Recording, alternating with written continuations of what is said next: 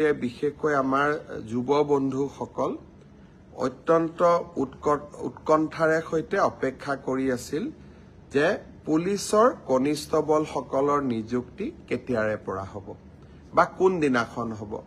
মই য'তেই মিটিঙলৈকে যাওঁ তাতেই মোক সোধে যে মামা আমি পুলিচৰ ইণ্টাৰভিউ পাছ কৰিলোঁ, আমি এপইণ্টমেণ্ট লেটাৰ কেতিয়া পাম। মই আপোনালোকক আজি জনাব খুজিছোঁ যে আপোনালোকৰ উৎকণ্ঠাৰ অন্ত পৰিলে 3 তাৰিখে গুৱাহাটীত আমি আপোনালোকক নিযুক্তি পত্ৰ বিতৰণ কৰিম।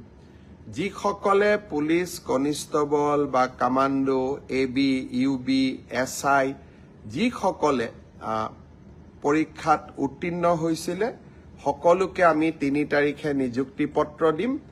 আপোনালোক নিযুক্তি পত্ৰ ল'বলৈ গুৱাহাটীলৈ আহিব, লগত দেউতা মা বা মাৰ এজনক লৈ আহিব। কাৰণ আপোনালোকৰ এই সাফল্যৰ দিনটোত